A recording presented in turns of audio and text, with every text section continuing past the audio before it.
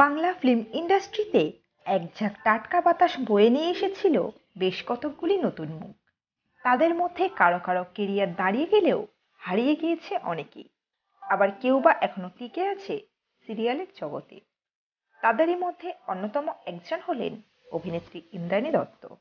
বন্ধুরা, আমাদের আজকের এই পর্বে আলোচনার বিষয় থাকছেন অভিনেত্রী ইন্দ্রাণী দত্তের জীবনের বেশ কিছু অজানা গল্প। আজকের এই পর্বে আমরা আপনাদের জানাবো কিভাবে দীর্ঘদিন ধরে কাজ না পেয়ে পেয়ে শেষ হয়ে যায় অভিনেত্রী ইন্দ্রাণী দত্তের কেরিয়ার। তো বন্ধুরা, আজকের এই পর্বটি অবশ্যই শুরু থেকে শেষ পর্যন্ত দেখবেন। ভিডিওটি ভালো লাগলে অবশ্যই একটি লাইক করবেন। চ্যানেলে নতুন থাকলে অবশ্যই চ্যানেলটিকে সাবস্ক্রাইব করে পাশে রাখা নোটিফিকেশন আইকনটি অল করে রাখবেন। অভিনেত্রী ইন্দ্রাণী দত্তের জন্ম কলকাতায় 1970 সালের 6 এপ্রিল। ডক্টর হিমাংশুজ্যোতি দত্ত এবং মঞ্জুশ্রী দত্তের কনিষ্ঠা কন্যা তিনি। স্কুলে পড়ার সময় থেকেই তিনি অভিনেত্রী হতে চাইতেন। এছাড়াও তিনি নৃত্য গীতের প্রশিক্ষণও নিয়েছিলেন। তিনি কলকাতার শিবনাথ শাস্ত্রী কলেজ থেকে স্নাতক হন। তার সহজ সরল ডাউন টু আর্থ মনোভাব তাকে সব বয়সের মানুষের মধ্যে বেশ জনপ্রিয় করে তুলেছিল। ইন্দ্রাণী দত্ত তৎকালের প্রায় সমস্ত তাবড় তাবড় অভিনেতাদের বিপরীতে অভিনেত্রী হিসেবে কাজ করেছেন। প্রসেনজিৎ থেকে চিরঞ্জিত প্রায় সকলের বিপরীতেই তাকে আমরা দেখেছি। ইন্দ্রাণী দত্ত অভিনীত উল্লেখযোগ্য সিনেমাগুলি হল পাপপুণ্য, কেঁচো খুঁড়তে কেউটে, অপমান, তুফান, শেষ আঘাত, পাপী, আপন আমার আপন, লড়াই, শেষ বিদায়, তুমি যে আমার, নিষ্পাপ আসামি, দাবি, বেলা শুরু, বেলা শেষে, কলকাতায় কোহিনূর, সেদিন বসন্ত ইত্যাদি। তিনি যে শুধু বড় পর্দার মধ্যে নিজেকে সীমাবদ্ধ রেখেছিলেন তা কিন্তু নয়। তিনি কাজ করেছেন ছোট পর্দার একাধিক সিরিয়ালে। তার মধ্যে উল্লেখযোগ্য হল তাসের ঘর, হঠাৎ বৃষ্টি, চিরকুমার সভা, শেষ প্রশ্ন, লৌহ কপাট। বর্তমানে তাকে আমরা দেখছি একটি খ্যাতনামা বেসরকারি চ্যানেলের জীবনসাথী নামক একটি ধারাবাহিকে। নাচের প্রতি তার ছোট থেকেই একটা আলাদা আবেগ ছিল।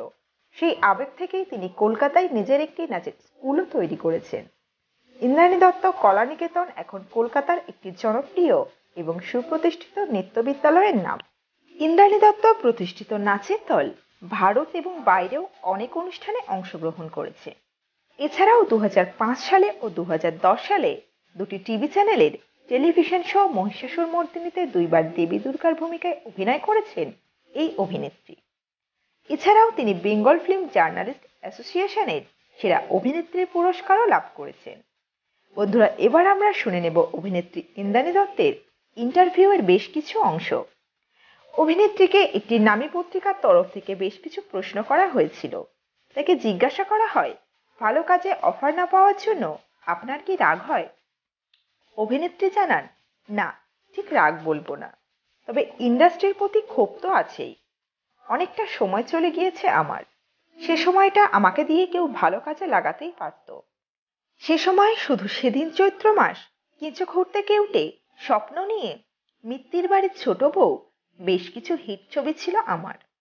ইন্ডাস্ট্রি আমাকে ইউজ করেনি, কিন্তু চাইলেই করতে পারত। আমি মোটেও খারাপ অভিনেত্রী নই, আর নিজেকে যথেষ্ট মেনটেন করে চলি।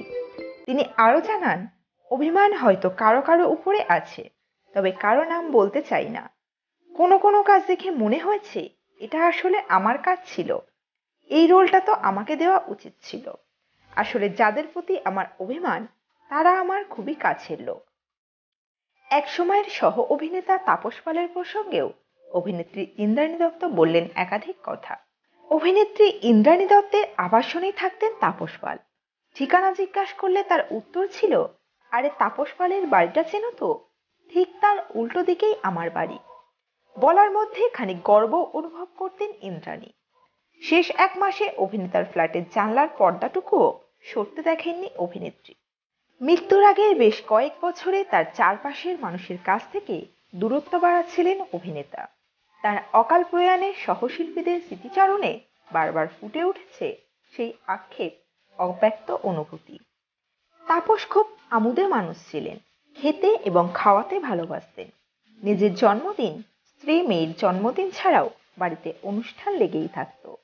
আউটডোর শুটিংয়ে বাঙালি খাবার ওকে বেশি খেতে দেখেছি, বলছিলেন ইন্দ্রাণী। সেটে অন্যদের সঙ্গে খুনসুটিও করতেন। প্রতিবেশী তাপসের চেয়ে নায়ক তাপসকে বেশি পেয়েছেন ইন্দ্রাণী।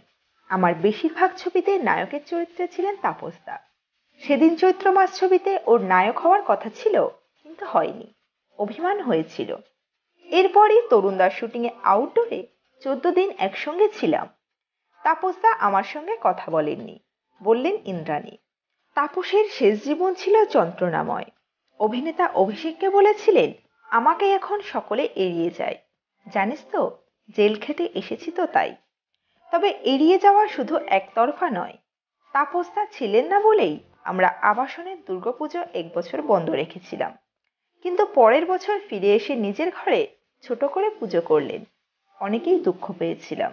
জিজ্ঞেস করতে ইচ্ছে হতো, কেন আমাদের থেকে দূরে সরে যাচ্ছ তাপসদা, কিন্তু পারিনি। আক্ষেপ ইন্দ্রাণীর।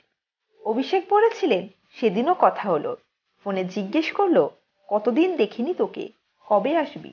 বলেছিলাম শিগগিরই। কাজে কর্মে দূরত্ব বাড়ালেও সামনে দেখা হলে কাছের মানুষদের তার সিনেমায় ফেরার কথাও বলতেন তাপস, কিন্তু সেই ফেরা আর শেষ পর্যন্ত হয়নি। তো বন্ধুরা, এই ছিল আমাদের আজকের পর্ব। আজকের পর্বটি কেমন লাগলো অবশ্যই কমেন্ট বক্সে কমেন্ট করে জানাতে ভুলবেন না। ভিডিওটি শেষ পর্যন্ত দেখবার জন্য সকল দর্শক বন্ধুকে অসংখ্য ধন্যবাদ।